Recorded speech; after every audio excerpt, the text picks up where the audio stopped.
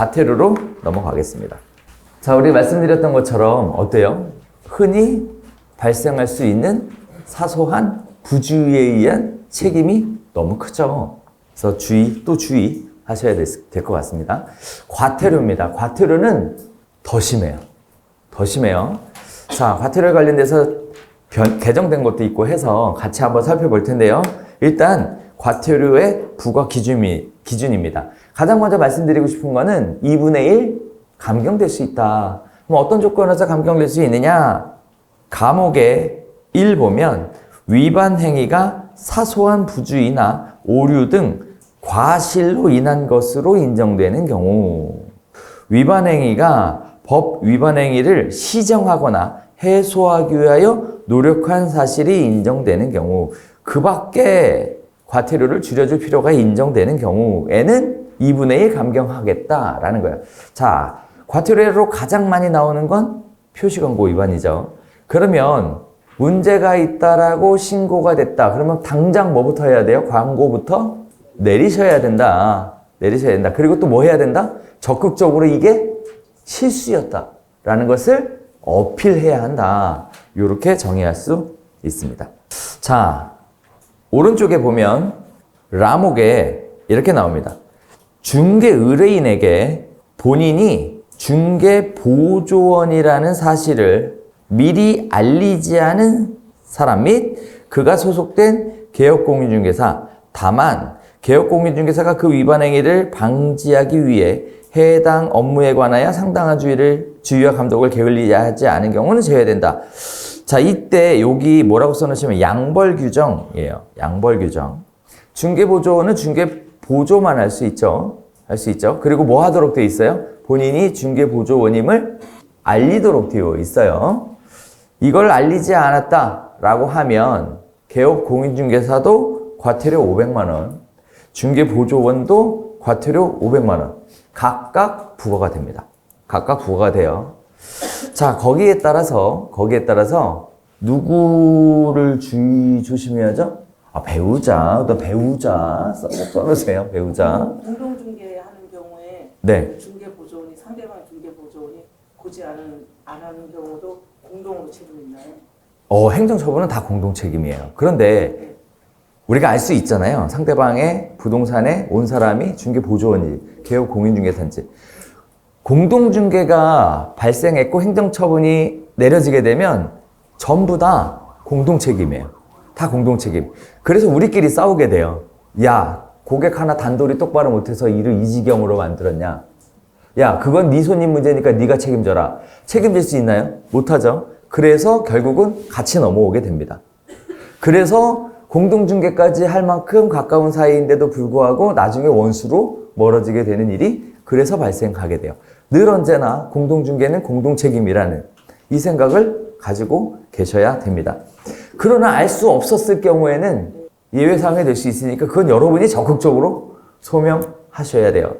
자, 여기서 다루고 싶은 얘기는 중개보조원이라는 것을 사전에 알려야 된다라는 것을 누구한테 알려줘야 하냐? 여러분 사무실에서 중개보조원으로 근무하고 있는 자에게 이 사실을 알려줘야 한다는 거예요. 그러면 개업공인중개사는 상당한 주의와 감독을 했기 때문에 책임이 없다는 겁니다. 그러면 말로 알려주면 안 되겠죠? 근거를 남겨두셔야 돼요. 그래서 뭐라고요? 고용계약서나 컨설팅 계약서나 위탁 계약서나 프리랜서 계약서나 다양한 계약서를 작성하실 때 기록해야 한다는 겁니다. 당신은 중개보조원으로서 당신이 중개보조원이라는 사실을 만나게 되는 고객들에게 알려야 한다. 이를 위반하는 경우 과태료 500만 원의 행정처분이 내려질 수 있다라고 알려주셔야 됩니다. 그러면 개공은 책임에서 피해갈 수 있어요. 자, 그렇게 보셔야 됩니다. 자, 다음에 바목 볼까요? 성실 정확하게 중개대상물의 확인 설명을 하지 않거나 설명의 근거 자료를 제시하지 않은 경우 이때도 250만 원의 과태료가 부과가 됩니다. 자, 이거 조금 이따가 다시 보겠지만 제일 많은 게 뭐냐면 제가 이제 협회에 있으면서 가장 많이 듣는 내용 중에 하나가 다세대 전세 계약서를 쓸 때 토지대장이 필요하냐라는 겁니다. 우리는 실무적으로 토지대장을 쓸 일이 없다는 걸 알고 있습니다만 공인중개사법 25조에는 거래 유형과 관계없이 중개대상물의 종류와 관계없이 확인 설명해야 되는 공부에 대한 규정을 두고 있어요. 그 규정 안에 토지대장이 무조건 들어갑니다. 무조건 들어가요. 그래서 확인설명서 위에 보면 체크하는 거 있으시죠? 거기에 토지대장 없잖아요? 그러면 공무원들이 단속 나와서 또는 민원에 의해서 확인설명서 확인을 할 때 밑에 보지도 않아요. 서류화가 없잖아요? 그럼 기본적으로 성실 정확하게 확인설명 안 했죠? 그 다음에 설명의 근거 자료를 제시하지 않았죠? 합산 250, 500짜리입니다, 이거. 합산. 근거 자료를 제시하지 않으면 설명도 제대로 할 수가 없다. 따라서 500짜리예요. 이러면 이제 또 질문이 나옵니다.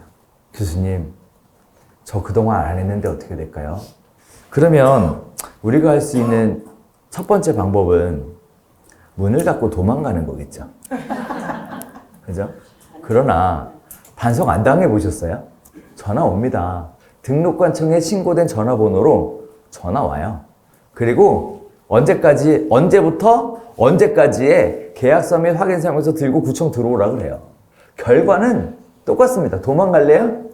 도망갈 방법이 없어요. 없어요. 자, 그래서 그런 일을 안 만들어야겠죠? 안 만드셔야겠죠? 자, 이거는 이제 편법인데 그럼 어떻게 해야 될까요? 뭘 어떻게 해요? 체크해야지. 네. 내 거라도. 일단 내 거라도. 그러면 두 가지 중에 하나죠. 행정관청에서 여러분 사무실을 자의적으로 단속이 나왔을 때는 문제가 안 돼요. 그러나 민원인이 신고한 경우에 문제가 되죠. 그죠? 네, 그럼 뭐 어떻게 하겠어요? 이제부터 5년간 별일 없기를, 3년간 별일 없기를 기도하고 사는 수밖에는 없겠죠. 그래서 그렇게 보셔야 됩니다. 자, 다음에 표시광고 위반의 경우에는 50만 원의 과태료가 부과가 된다라는 건데요. 자, 내용 한번 보겠습니다. 공인중개사법 18조에 2에 중개대상물의 표시광고에 대한 관련 규정이 나와 있고요. 시행령 17조에 2에 중개대상물의 표시광고에 대한 내용이 또 나오게 돼요. 그리고 관련된 부분을 지키지 않은 경우 과태료가 50만 원이다. 이렇게 나오는데요. 일단 사례는 보겠습니다. 사례를 먼저 보면 여기에 뭐가 등장하냐면 한국인터넷광고재단 모니터링이라는 게 나옵니다. 한국인터넷광고재단 모니터링이라는 게 나오죠. 자, 여러분들이 실거래가 신고를 하게 되면 실거래가 신고 내용과 계약일과 광고가 진행되고 있는 날과 두 가지를 비교해서 계약일 이후에도 광고가 그대로 남아있는 경우를 찾을 수가 있어요. 명확하게 찾을 수 있습니다. 자, 이렇게 찾아지게 되면 매 분기마다 조사해서 어디에다 통보하겠다? 지자체로 통보하겠다. 그러면 지자체에서 사실관계 확인하고 과태료를 부과하겠다라는 내용이에요. 그러니까 광고 지워주는 거 굉장히 주의하셔야 되겠죠? 자, 다음에 두 번째는 필수 명시항목 위반입니다. 필수 명시항목 위반. 이것도 흔히들 많이 하시는 실수인데요. 개업공인중개사가 중개의뢰받은 상가를 홍보하고 싶어서 상가 앞에다가 유리창에 현수막 갖다 붙였어요. 전화번호와 매매임대. 자, 이렇게 게시하시게 되면 공인중개사의 의무사항 5가지, 상호, 대표자 성명, 대표 전화번호, 주소, 등록번호가 전부 기재되지 않은 현수막인 경우에 표시광고 위반으로 행정처분 대상이 된다는 겁니다. 자, 이게 요즘 문제가 되고 있는 게 하나 있어요. 하나 있는데, 교수님, 왜요? 제가 5년 전에 붙여놓은 현수막인데요. 그때는 없었거든요. 그게 신고당했어요. 이 경우가 있습니다. 이 경우가 있어요. 표시광고에 대한 부분은 2020년 8월 21일 날 시행이 됐습니다. 그 전에 한 건 해당 사항이 없어요. 그 이후에 한 건 해당 사항이 있죠. 그럼 여러분 뭘 하셔야 되냐면 그 이전에 붙인 현수막이라는 것을 입증하셔야 됩니다. 불가능하죠. 그래서 그 이전에 붙은 거라고 이게 저 아시는 분이 운 좋게 빠져나간 케이스가 로드뷰 날짜를 찾아가지고 딱 그게 보이더라고요. 그래서 살았어요. 그래서 만약 그거 없었으면 빠져나갈 방법이 없는데 말이죠. 물건이 안 나가고 네. 있었던 거예요? 네, 안 나가고 있었던 거죠. 네. 자, 이런 경우가 생길 수 있습니다. 생길 수 있어요. 5가지 사항만 명시하면 되니까. 자, 여기서 포인트. 5가지 사항만 있으면 되지. 어느 위치에 있어야 되는지, 글자 크기가 어느 정도 돼야 되는지에 대한 규정은 없어요. 없어요. 자, 관련된 내용이 개정이 됐습니다. 2025년 1월 1일 날 시행된 내용이 있는데요. 여기에 뭐가 추가가 됐냐면 중개보조원, 소속공인중개사의 광고에 대한 부분이 추가가 됐습니다. 그래서 이렇게 나오죠. 소속공인중개사임을 명시하고 연락처를 추가로 표시할 수 있다. 이렇게 나오죠. 자, 관련된 내용들이 쭉 나오고요. 그 다음에 오른쪽 개정 이후 오른쪽에 보면 오피스텔 등 주택법에 따른 준주택이라고 나오죠. 이번에 준주택에 대한 부분이 추가가 됐어요. 준주택에 대한 부분. 그래서 그 부분이 크게 바뀌게 됩니다. 그래서 나머지는 당연히 바뀌었어야 되는데 늦게 바뀐 측면이 있고요. 이 내용이 법규에는 저렇게 나와서 표시되게 되어 있습니다. 제가 굳이 교재에다 법 조문을 넣은 이유는 문제가 되는 경우, 알쏭달쏭 헷갈린 경우에는 규정을 바로 찾아보시는 게 더 나아요. 요약집, 이거 잘못 보시면 나중에 빠져나갈 방법이 없어요. 없어요. 그래서 알쏭달쏭하다, 헷갈리다 하면 관련된 규정을 직접 확인하는 것이 좋다. 이렇게 보시면 좋겠습니다. 대표적인 케이스가 이겁니다. 자, 국토부에서 표시광고 관련된 내용을 안내를 할 때 개업공인중개사가 인터넷 광고 시 명시해야 할 사항, 체크리스트라는 걸 만들어서 배포를 했습니다. 그런데 이 내용만 보고 진행을 하시면 크게 3가지 부분에서 문제가 됩니다. 그러니까 이렇게 요약집 보고 가시면 안 된다는 거예요. 안 된다는 거예요. 자, 그래서 이 요약집에 있는 내용 말고 실제 내용을 하나씩 풀어서 보면 이렇게 돼 있습니다. 제가 풀어놓은 것 역시도 요약이에요. 요약. 그러니까 원문을 꼭 확인해 보셔야 돼요. 자, 개업공인중개사는 표시 광고를 하는 경우 5가지 사항이 반드시 포함이 되어야 한다. 이렇게 나오는데 여기서 힌트는 광고예요. 광고를 하는 경우. 자, 광고라 함은 결국은 여러분이 중개를 할 목적으로 다른 사람들에게 중개대상물에 대해 알리는 행위가 광고예요. 수단은 가리지 않아요. 가리지 않아요. 전단지, 현수막, 문어발, 모든 게 다 광고입니다. 인터넷에 올린 모든 유형과 매체도 싹 다 광고예요. 뭐? 중개대상물을 중개할 목적을 가지고 행위한 모든 내용은 싹 다 광고예요. 싹 다 광고예요. 자, 이거 먼저 기억하고 가셔야 됩니다. 이거 먼저. 자, 이 광고에는 그러면 이건 예외 규정이 있어요. 사무실 앞에 매물장을 붙일 거예요. 사무실 창문에다가. 이 사무실 창문에 붙이는 매물장에도 5가지 표시사항이 있어야 될까요? 없어도 돼요. 사무실 앞에 붙이는 매물장에는 왜 없어도 되냐면 누가 봐도 그 사무실 거라는 거죠. 이런 경우에는 없어도 돼요. 하지만 사무실에서 벗어나면 다 있어야 됩니다. 사무실 앞에 세우는 입간판, 사무실 앞에 세우는 뭐 매물장, 매물 표시, 이렇게 판넬 같은 거 세우시죠? 이런 거는 없어도 된다라는 거예요. 하지만 사무실을 벗어나는 경우에는 5가지 사항이 반드시 있어야 한다 라는 내용. 그럼 5가지 사항이 뭐냐? 첫 번째 명칭, 두 번째 소재지, 세 번째 연락처, 네 번째 등록번호, 다섯 번째 이름, 성명입니다. 자, 명칭에 대해서 오른쪽에 이렇게 나오죠. 등록증, 거기다 동그라미 해놓으세요. 등록증. 밑줄 긋고 동그라미. 중개사무소 개설 등록할 때의 등록증에 나와 있는 명칭. 단 사무소나 법인사무소는 생략이 가능합니다. 됐죠? 두 번째 소재지입니다. 소재지도 오른쪽에 등록증의 동그라미. 단 집원과 건물 번호는 생략이 가능합니다. 그런데 우리 광고할 때 우리 사무실 못 찾아와서 난리인데 생략하겠어요, 그죠?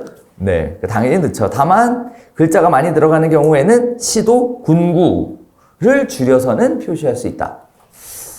연락처입니다. 연락처 뭐라고 써놓냐면 밑줄 그으시냐면 등록관청에 신고된 연락처입니다. 등록관청에 연락처를 신고할 때 여러 개의 연락처를 다중으로 등록 신고할 수 있어요. 할 수 있어요. 그런데 이게 정부24에서 안 되고요. 직접 하셔요. V월드에서 예전에 됐는데 안 돼요, 지금은. 안 되니까 이제 직접 구청에 연락해서 신고하셔야 됩니다. 자, 등록관청에 신고된 연락처 이외에 다른 연락처는 표시가 안 됩니다. 안 돼요.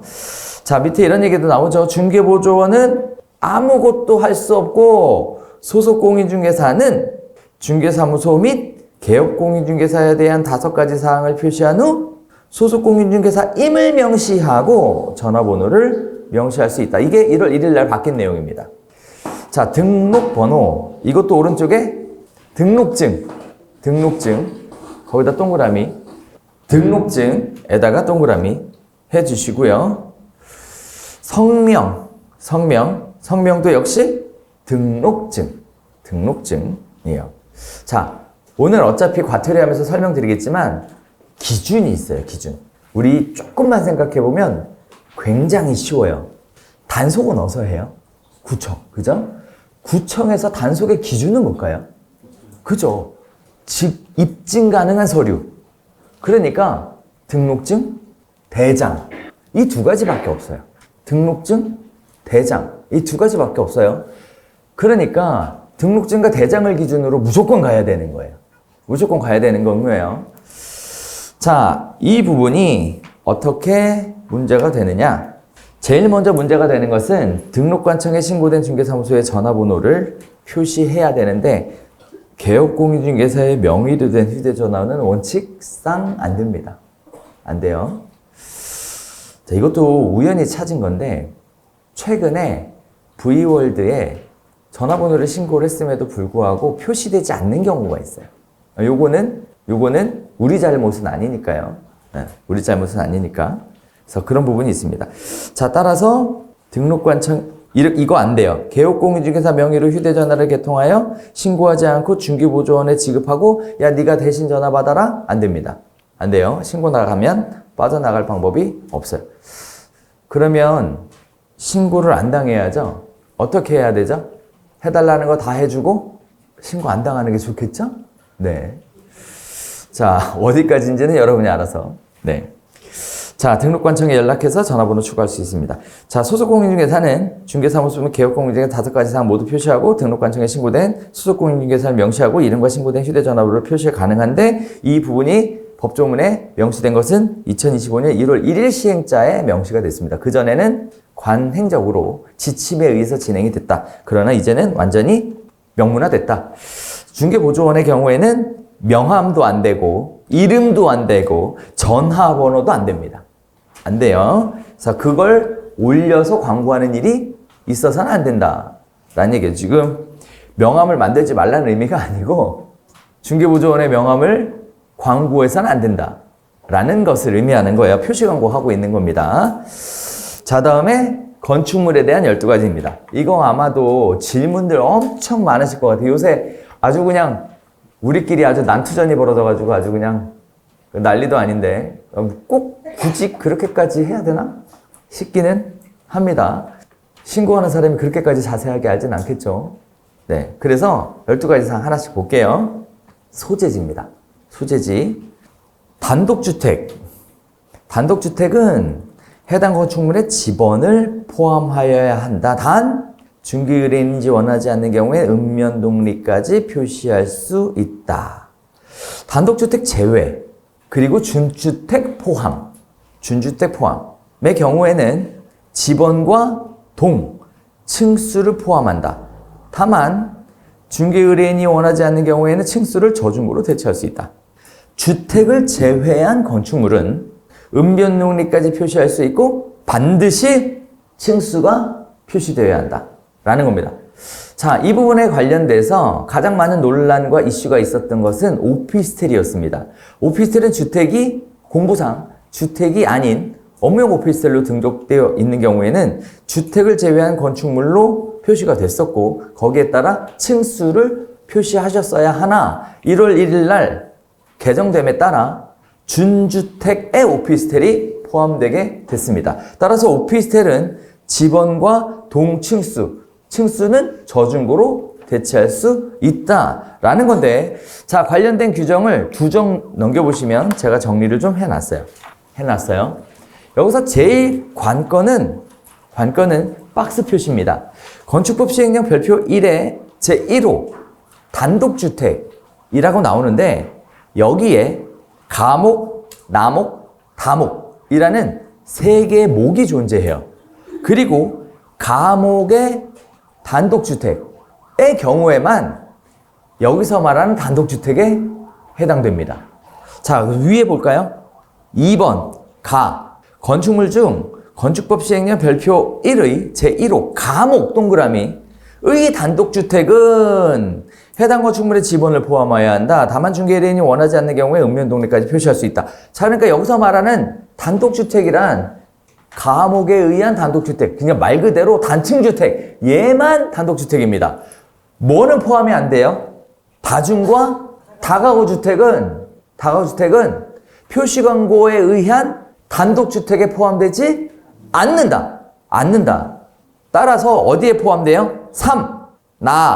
건축물 중 건축법 시행령 가목의 단독주택을 제외한 주택, 그리고 준주택은 해당 건축물의 지번과 동, 층수를 포함해야 한다. 다만 층은 저중고로 대체할 수 있다. 이렇게 되어 있어요. 자, 그리고 그 외에 주택을 제외한 건축물은 읍면동리까지 표시할 수 있고 층수는 포함하여야 한다. 라고 나오죠. 자, 여기에서 이 부분이 자꾸 문제가 돼서 지금 신고도 엄청 들어오고 있고요. 그리고 또 솔직히 무서워서 광고 안 하시죠? 네, 무서워서 광고 안 하시더라고요. 그래서 제가 네이버 부동산 매물 광고하고 찾아보면 없어요. 그래서 광고들을 다 안 하시니까. 그러니까 어떤 일이 생기냐면 매출도 안 나와서 힘들어 죽겠는데 표시 광고에 대해서 명확하게 아시는 분들만 극소수가 광고를 하고 있고 나머지 분들은 아예 광고 포기. 그러니까 매출이 떨어질 수밖에요. 물론 다가구나 다중주택은 중개하기가 수월하지 않습니다. 하지만 중개하시잖아요. 하실 생각이면 광고도 안 할 이유가 없죠.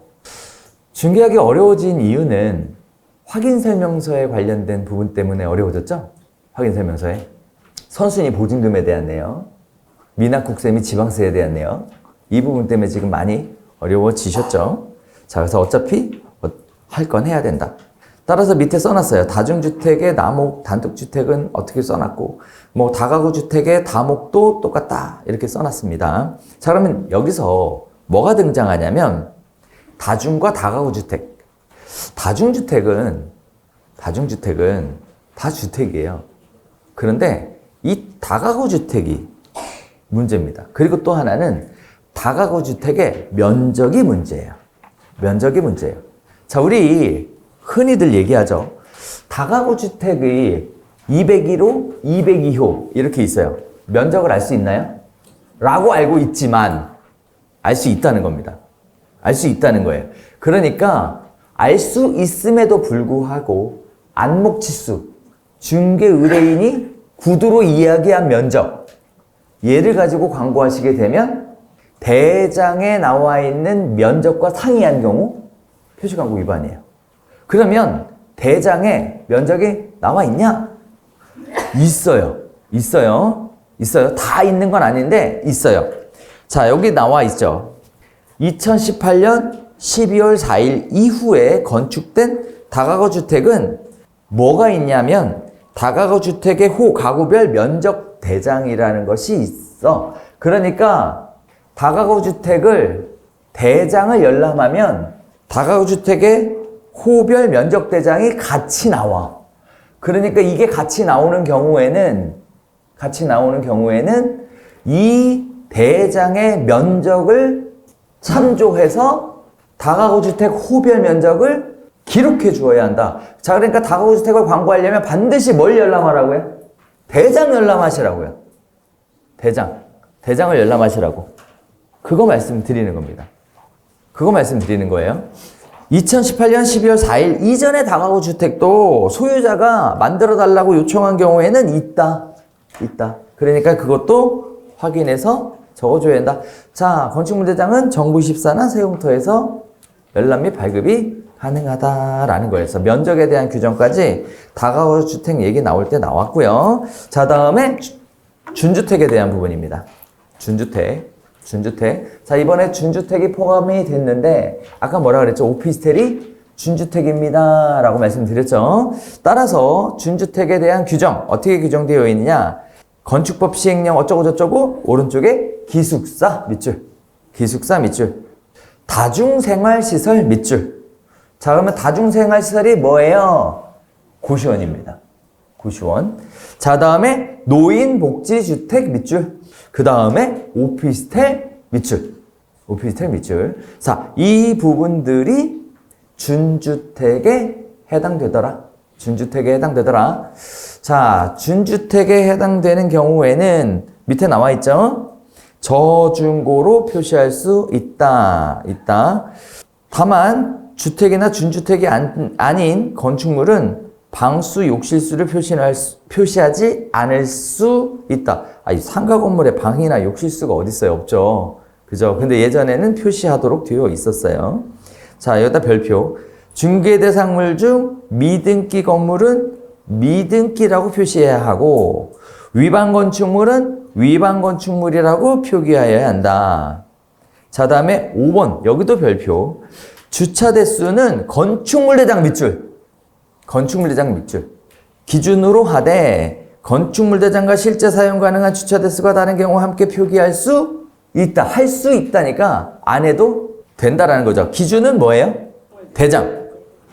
그러니까 요즘에 주차 대수 관련해서 또 신고 들어오는 게 20평대 아파트는 주차 대수 1대, 30평대 아파트는 주차 대수 2대라는 거예요. 2대. 그래서 광고할 때 그렇게 광고했어. 근데 대장에는 1.2대야. 1.2대. 다르죠? 그죠? 그런데 그렇게 다르게 하려면 뭐 했어야 되냐면 관련된 내용, 실제 사용한 주차 대수는 이렇습니다 라고 추가해서 명기했어야지 그걸 그냥 당연히 2대 이렇게 하면 안 된다라는 겁니다. 안 된다.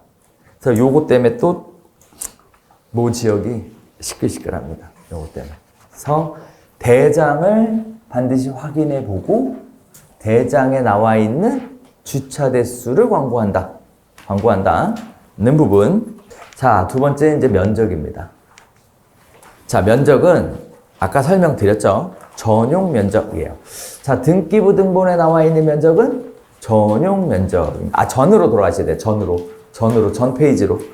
29페이지 면적.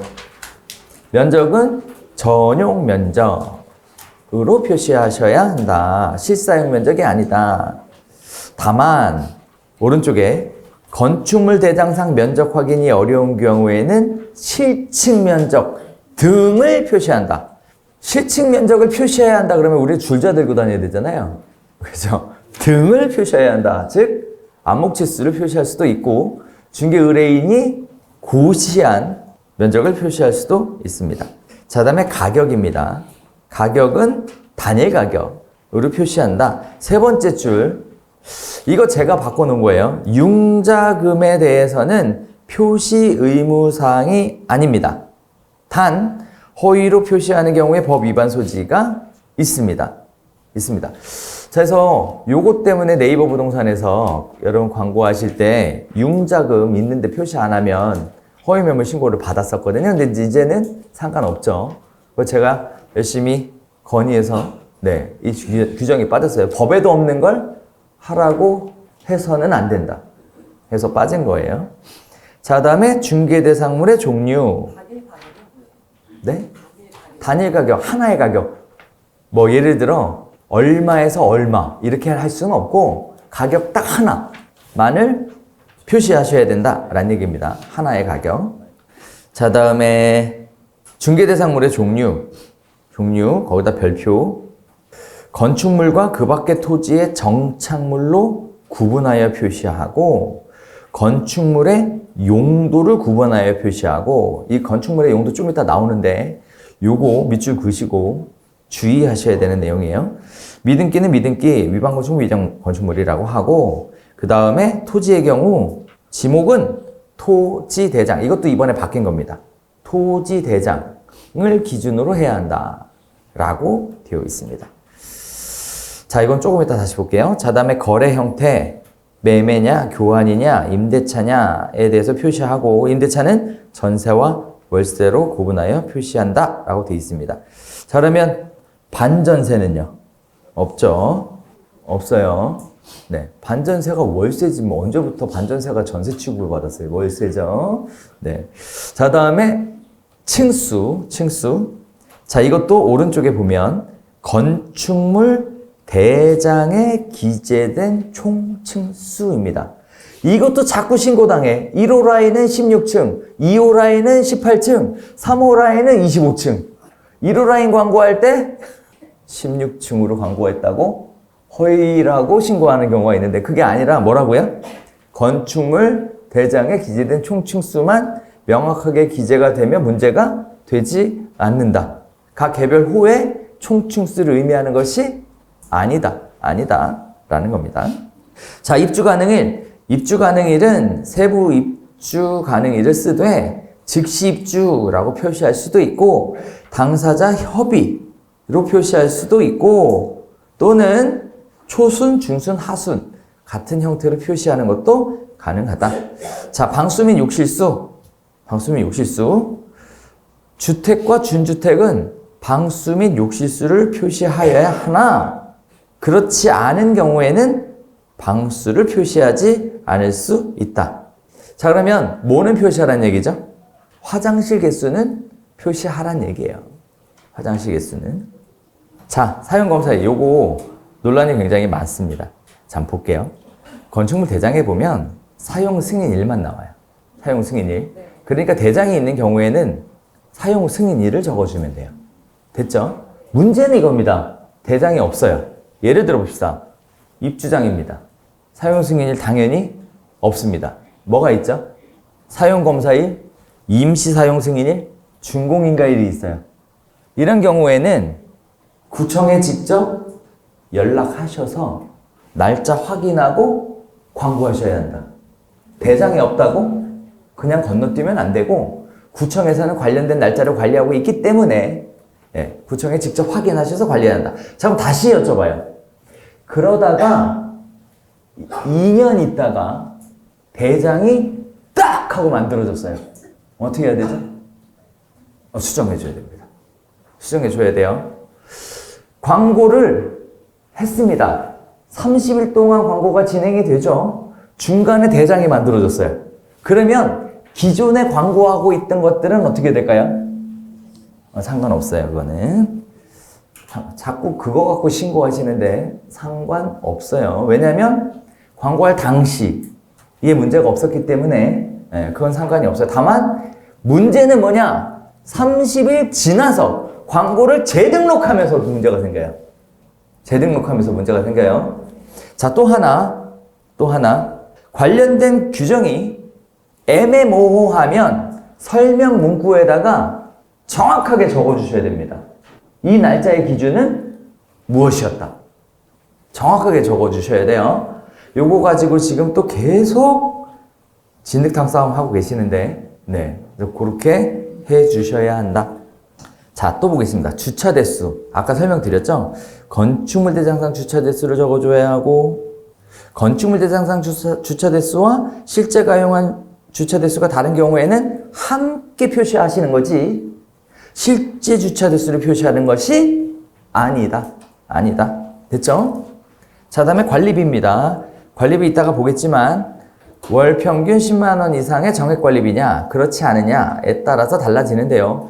이것도 실무적으로 확인해 보면 표시 광고할 때 관리비와 확인 설명서를 작성할 때 관리비 규정이 달라요. 짜증 더럽게 나게 달라요. 자, 다음에 방향입니다. 방향, 이것도 또 신고당하고 난리가 났는데, 명확한 기준 봅시다. 주거용 건축물의 경우에는 거실이나 안방 등 주실의 방향을 기준으로 하고, 그 밖의 건축물은 주된 출입구의 방향을 기준으로 한다. 확인 설명서 작성 기준도 이렇게 되어 있습니다. 그리고 더불어서 확인 설명서에 어떻게 되어 있냐면, 그 기준을 명시하여야 한다 라고 되어 있죠.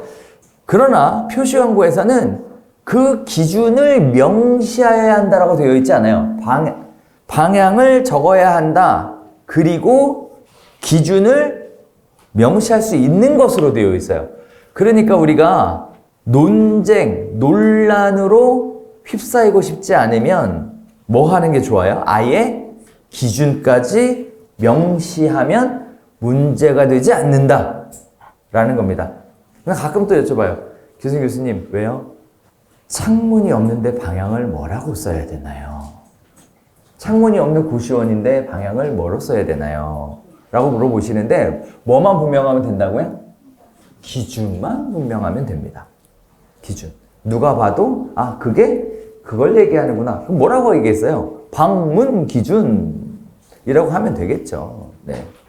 자, 다음에 방향은 8가지가 있고요. 자, 이 내용을 요약하면 이렇게 명시사항 12가지를 확인하실 수 있고요. 총 18가지 중에 개공에 대한 5가지, 건축물, 토지를 포함한 건축물에 대한 12가지, 그리고 임목재단에 관련된 내용 하나, 이렇게 해서 총 경우의 수가 발생하게 됩니다.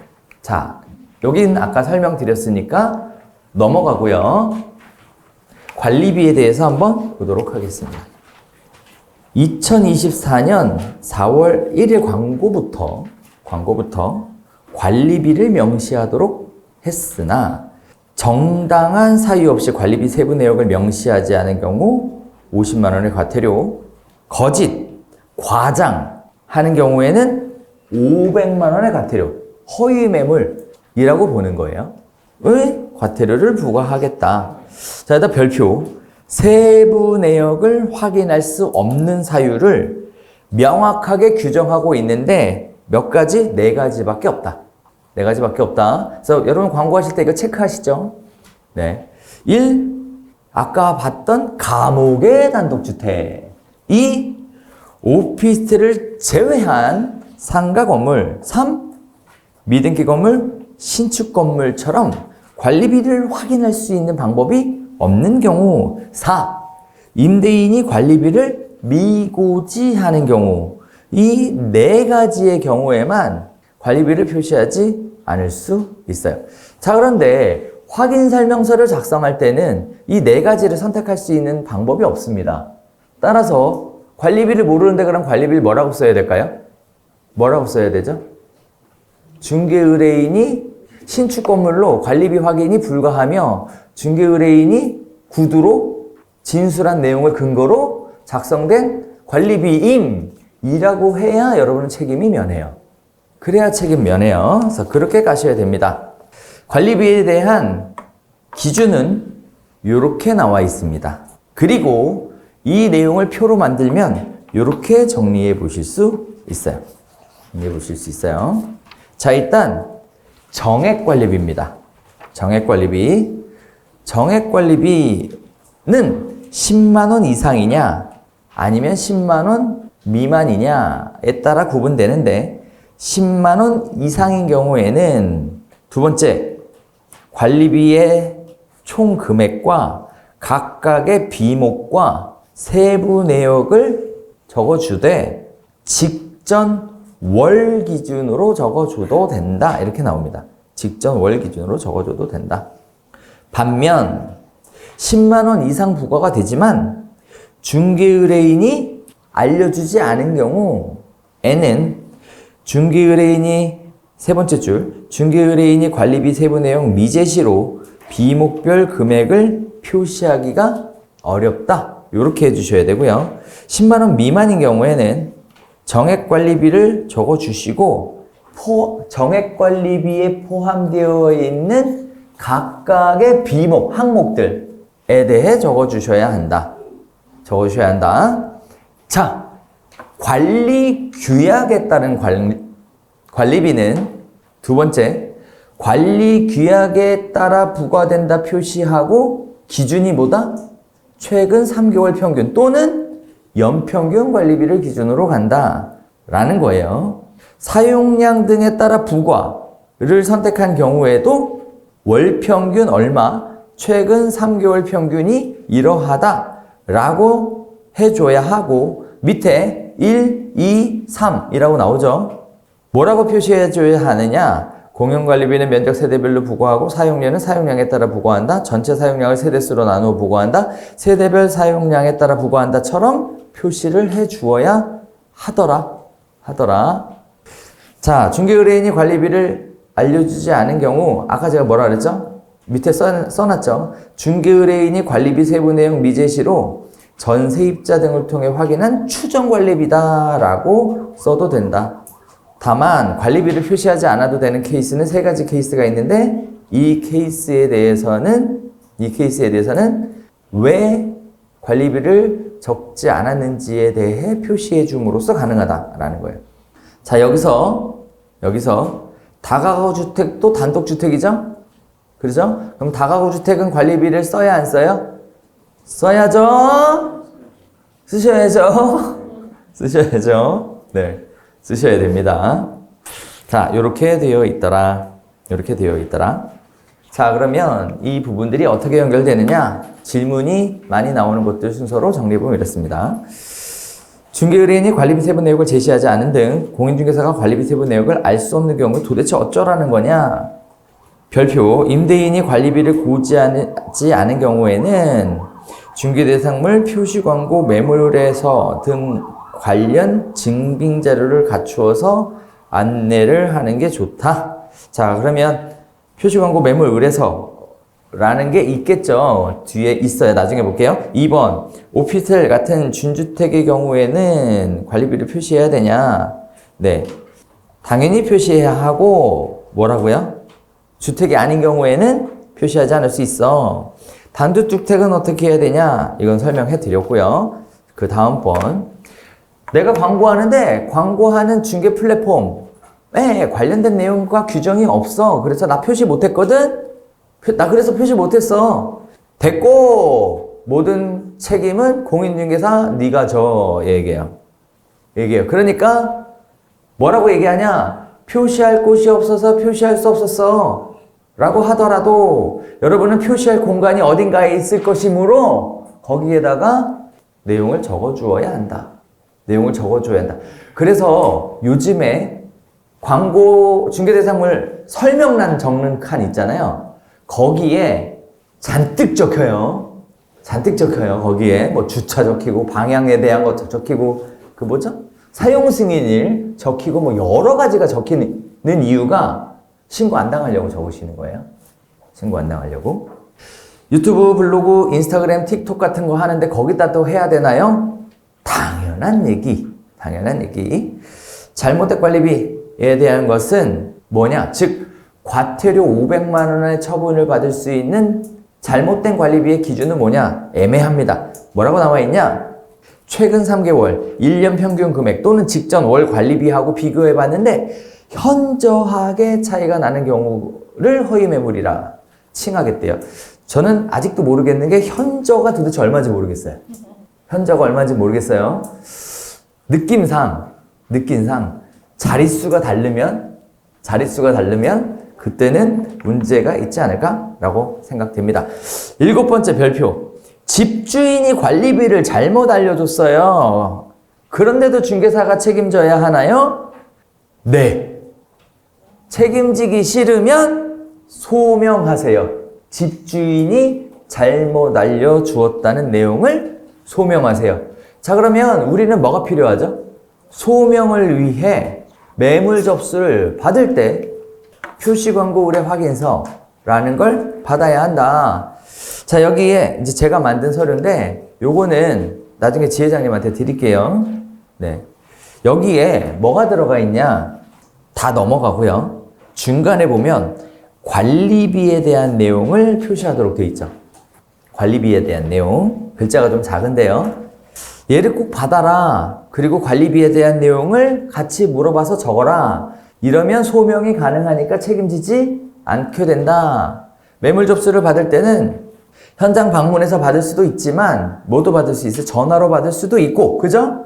또는 공동중개로 매물 접수를 받을 수도 있고, 또는 공실닷컴 같은 사이트에서 매물 접수를 받을 수도 있죠. 각각 어디서 매물 접수를 받았는지를 체크하고 관련된 내용을 기록해 주어라. 그러면 문제될 것이 없다. 자, 또 있어요. 관악구에 많아요. 어떤 분들이 있냐면 친하니까 매물 중개 의뢰 받고 나서 이거 너도 광고해봐 라고 매물을 던져주더라. 그러면 넙죽 받아서 광고를 했어. 그런데 뭐가 문제가 생겼어? 중개 의뢰인이 신고했어요. 나 너한테 내놓지 않는데 네가 광고했다고. 있어요. 이거 이 케이스 있어요. 매물 광고하라고 던져준다고 무턱대고 광고하시면 신고당했을 때 뭐 하셔야 된다? 소명하셔야 된다. 어디에 체크가 돼 있어야 하느냐? 다른 부동산을 통해 광고하는 것에도 동의한다라는 내용이 체크가 되어 있어야 해요. 그래서 여기서 중요한 게 이거예요. 공동중개 가능 여부 있죠? 공동중개 가능 여부라고 작은 글씨로 나와 있죠? 그 부분 체크되어 있어야 돼요. 그러니까 이제는 표시광고 의뢰 확인서는 선택이 아닌 필수입니다. 선택이 아닌 필수입니다. 필수예요. 자, 이렇게 보시면 됩니다. 자, 이거 관련돼서 과태료 통지를 받으신 분들도 많으실 텐데, 행정질서위반법에 나와 있는, 어디를 보시면, 두 번째 줄, 감경된 과태료를 납부한 경우에는 같은 조 2항에 따라 과태료 부과 및 징수 절차가 종료되어 법제 16조에 따른 의견 제출 및 법제 20조에 따른 이의 제기를 할 수 없다라는 내용이 표시되어 있는 상태에 과태료 부과 통지서가 있어야만 받을 수 있고 과태료를 납부할 수 있고, 만일 관련된 내용 없이 과태료 부과 통지서를 받았다면 뭐 한다? 이의 제기 신청을 하면 돌려주고 다시 재부과 신청을 하게 돼요. 다만 이렇게 돌려주고 재부과 신청을 안 하려고 여러 가지 핑계들을 대고 있고, 돌려준 다음 재부과 신청을 할 때는 감면돼서 재부과 신청이 돼요. 그러니까 제가 드리고 싶은 말씀은 과태료 통지를 받았다. 가만히 앉아서 계시지 말고 적극적으로 나서서 이의제기도 하시고 억울하다고도 얘기하시고 하셔야지 가만 앉아 계시면 안 된다. 근데 가끔 그런 말씀 하시더라고요. 그까짓 거 내고 말지 마. 아유, 피곤해. 이렇게 얘기하시는 분들도 계시더라고요. 그래서 그렇게 보시면 되겠습니다. 자, 다음에 아까 말씀드렸던 3번. 부동산원에서 매월 실시하는 실거래가 신고 기반 모니터링 결과 매매 계약을 체결하였음에도 중개 대상물 표시 광고를 계속하고 있는 경우에는 과태료 처분을 하겠다. 과태료 얼마? 250만 원에서 500만 원에 처분을 하고, 감경을 해도 125만 원에서 250만 원이다. 그러니까 매우 주의해야 되겠죠. 근데 여기서 문제는 이거예요.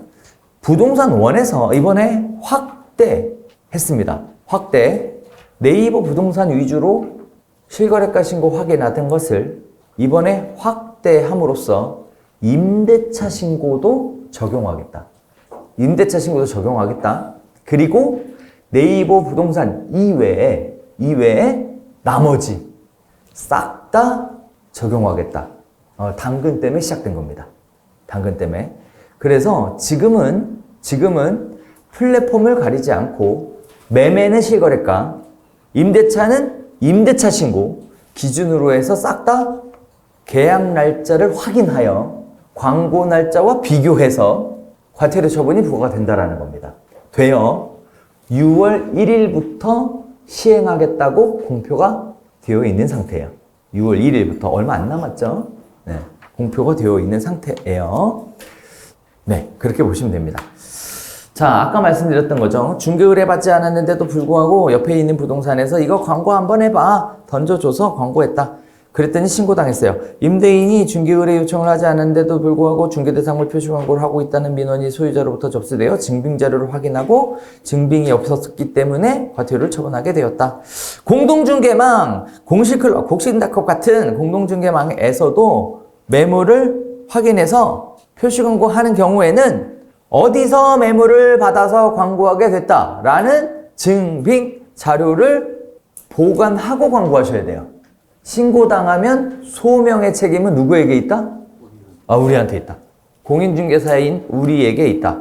우리에게 있다. 자, 사실과 다르게 중개대상물 표시한 경우, 면적이 다르게, 대장상 용도와 다르게 다른 사진으로 광고하는 경우, 이것도 신고 대상이다. 근저당이 있으나 향후 말소 예정이라는 이유로 근저당 없다라고 표시한 경우에도 문제 소지가 있고, 중개 의뢰받은 월차임이 아닌 렌트 프리 기간을 넣어서 계약 기간 동안의 평균 월세를 광고하는 경우에도 역시 문제가 된다. 거래계약서를 작성하는 날 기준으로 중개대상물 표시 광고를 종료해야 하는데, 여기서 관건이 이겁니다. 아까 우리는 뭐라고 말씀드렸냐면 실거래가 신고와 임대차 신고를 할 때 계약일 기준으로 비교하겠다라고 말씀을 드렸죠. 이거는 비교고요. 신고를 기준으로 갈 때는, 민원인이 신고하는 것을 기준으로 갈 때 기준 날짜는 가계약일입니다. 가계약일. 자, 봐봐요. 가계약을 체결하면 다른 사람이 계약할 수 있습니까?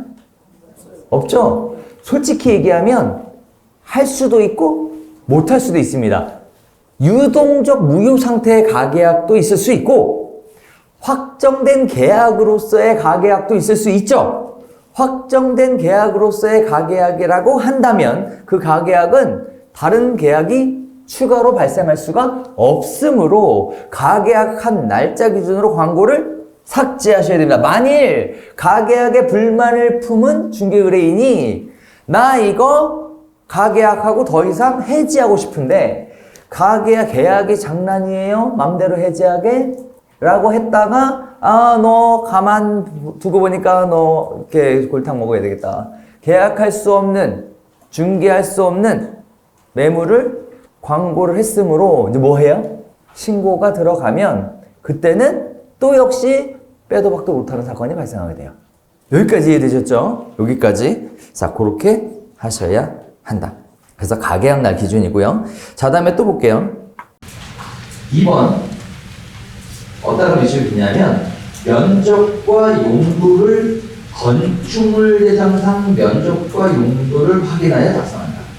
자, 아까 소대에 말씀드렸죠? 뭐 기준이라고요? 대장 기준이라고요. 자, 3번 볼게요. 별표. 해당 층의 용도를 건축물 대장을 통해서 확인해야 하는데 실제 사용 용도가 아닌 근생을 주택으로 사용하는 경우에는 광고할 때 뭐라고요? 근생으로 하고 실제 사용 용도는 주택이라고 표시해 주셔야 한다는 얘기예요. 모든 기준은 뭐라고요? 대장입니다. 대장.